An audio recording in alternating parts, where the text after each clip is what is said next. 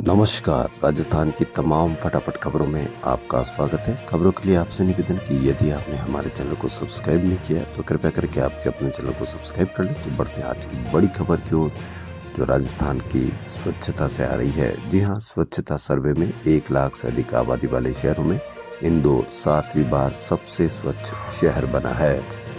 पिछली रैंकिंग में जयपुर हेरिटेज निगम 26वीं और ग्रेटर निगम 33वें रैंक पर था। इस बार दोनों 171वीं और 173वीं और पहुंच गए हैं।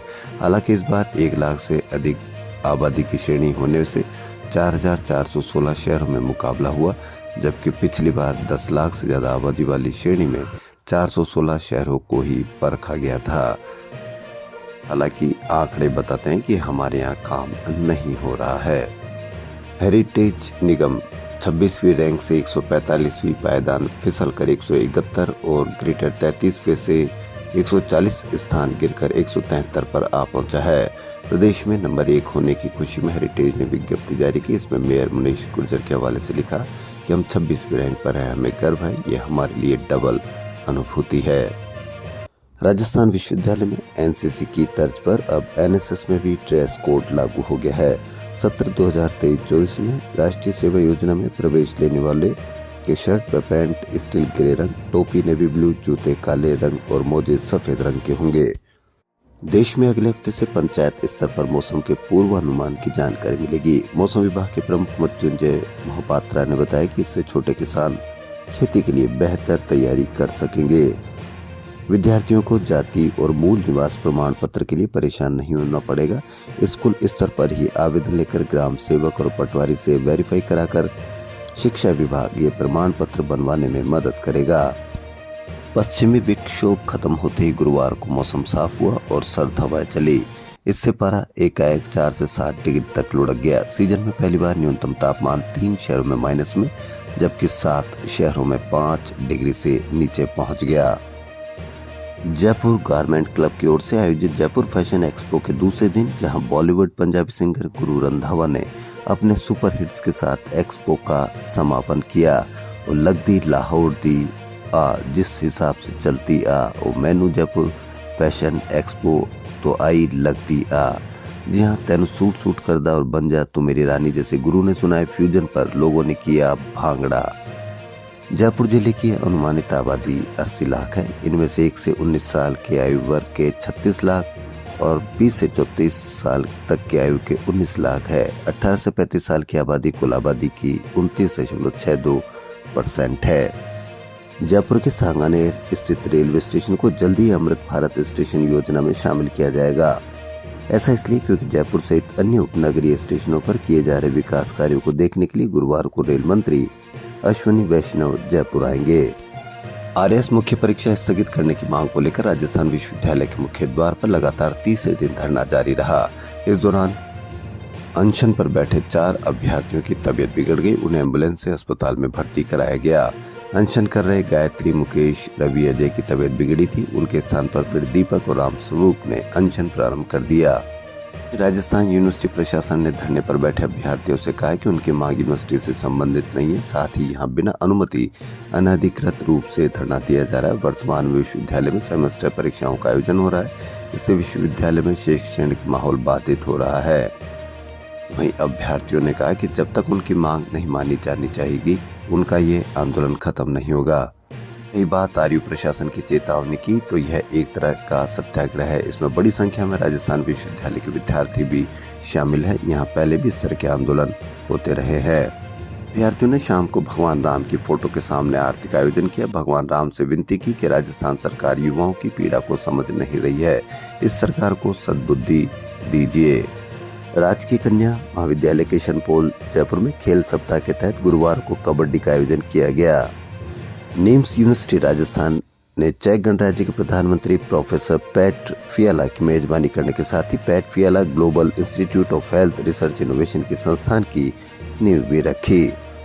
बेटी बचाओ, बेटी पढ़ाओ, बेटी को आगे बढ़ाओ और पर्यावरण संरक्षण के संदेश के साथ इस बार शनिवार को लोहड़ी पर्व धूमधाम से मनाया जाएगा। कांग्रेस प्रदेश अध्यक्ष गोविंद सिंह डोटासरा ने बीजेपी सरकार और गुजरात मॉडल पर निशाना साधा। डोटासरा ने कहा कि गुजरात मॉडल ने देश को बर्बाद कर दिया। गुजरात मॉडल कोई मॉडल नहीं है, ये देश को बर्बाद करने का मॉडल है, जुमला है। इस जुमले से पूरा देश बर्बाद हो रहा है। राजस्थान को गुजरात मॉडल नहीं बनने देंगे, राजस्थान का अपना मॉडल होगा। राजस्थान के अफसर, राजनेता, यहाँ के लोग, बुद्धिजीवी सब सक्षम है। डोटासरा प्रदेश कांग्रेस मुख्यालय में प्रेस कॉन्फ्रेंस को संबोधित कर रहे थे। डोटासरा ने कहा कि राजस्थान की पर्ची सरकार काम करने के लिए नहीं, बात करने के लिए है। राज्यपाल कलराज मिश्र ने स्वामी विवेकानंद जयंती यानी आज अवसर पर शुभकामनाएं दी है। उन्होंने स्वामी विवेकानंद के आदर्शों को अपनाते हुए युवाओं से विकसित भारत 2047 की संकल्पना साकार करने में भागीदार बनने का आह्वान किया है। मिश्र ने कहा कि स्वामी विवेकानंद का संपूर्ण जीवन भारतीय उदात्त जीवन मूल्यों का संवाहक है। उनके जीवन मूल्यों से प्रेरणा लेनी चाहिए।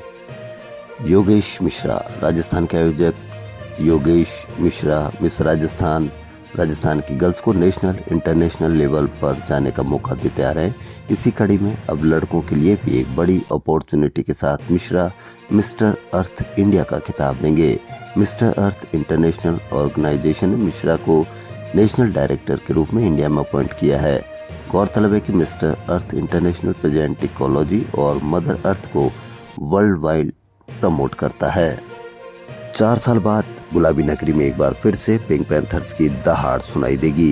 ये मुकाबला होगा SMS स्टेडियम स्थित इंडोर हॉल में जयपुर पिंक पैंथर्स और तेलुगु टाइटंस के बीच, जहां पैंथर्स दोगुना जोश के साथ शुक्रवार को अपनी 7वीं जीत के लिए यानी आज 7वीं जीत के लिए अपने होम ग्राउंड पर उतरेंगे।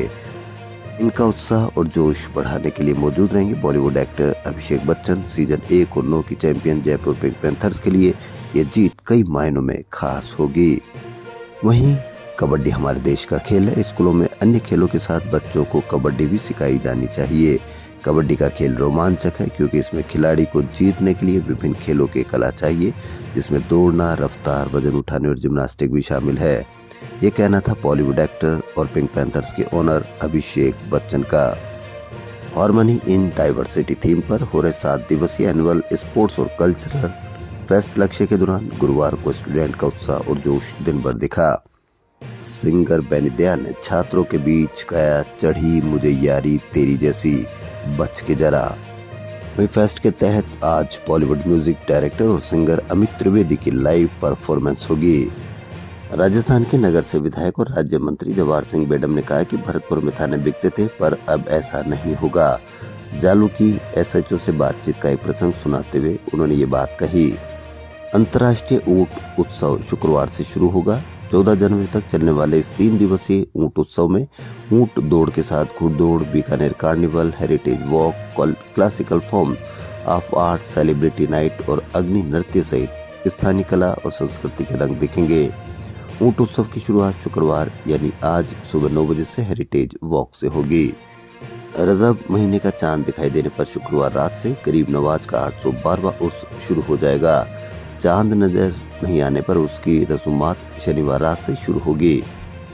राजस्थान की खबरों में फिलहाल इतना ही। यदि आपको राजस्थान की खबरें पसंद आ रही है तो लाइक, सब्सक्राइब और शेयर अवश्य करें। धन्यवाद।